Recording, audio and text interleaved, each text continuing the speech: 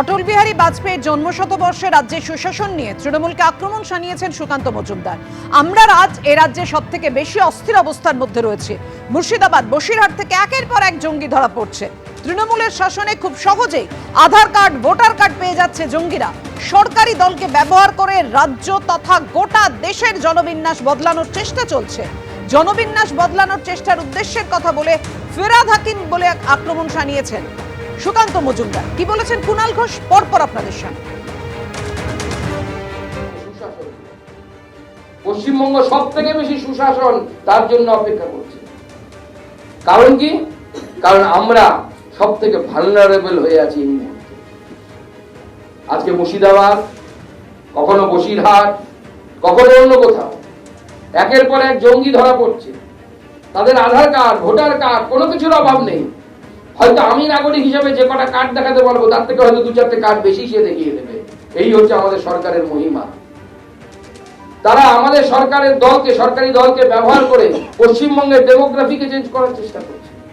পশ্চিমবঙ্গের মধ্য দিয়ে গোটা ভারতবর্ষের ডেমোগ্রাফিকে চেঞ্জ করার চেষ্টা করছে, পরিবর্তন করার চেষ্টা করছে। উদ্দেশ্য কি?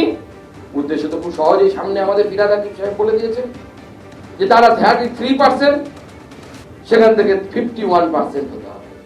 তাহলে বাংলাদেশে যে পরিস্থিতি তৈরি হয়েছে সেই পরিস্থিতি যেদিন আপনার দরজায় কড়া নাড়বে, সেদিন আপনি যদি বলেন যে আপনি সেকুলার, সেদিনও আপনার কল্লা যাবে। সেই দিন আসে, সেই দিনের জন্য প্রস্তুত হন, যদি এখন সচেতন না হয়।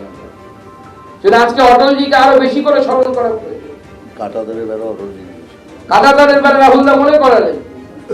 এই যে প্রথম ভারতবর্ষের সীমানা বরাবর, ভারত বাংলাদেশের সীমানা বরাবর যে ফেন্সিং এর ব্যবস্থা তার সরকারের আমলে প্রথম চালু হয়েছে।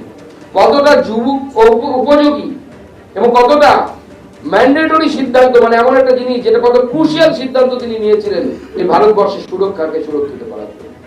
সুকান্ত বাবু রাজনীতিতে জুনিয়র। তিনি সিপিএম এর সময়ে সিপিএম এর বিরুদ্ধে আন্দোলন করেছেন। এরকম কোনো কালার ছবিও দেখাতে পারবেন না, ব্ল্যাক অ্যান্ড হোয়াইট ছবি তো দূরের কথা। এগুলো জানেন না। অতীতের থেকে পশ্চিমবঙ্গ অনেক শান্ত, ঠিকঠাক। অন্য রাজ্যের থেকে অনেক শান্ত, ঠিকঠাক।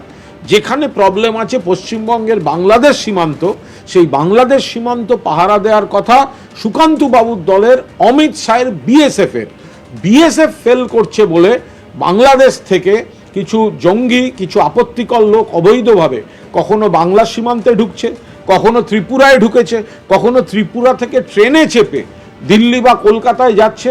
এই সীমান্ত সুরক্ষায় ফেল করছে সুকান্ত বাবুর দল, সুকান্ত বাবুর কেন্দ্রীয় সরকার।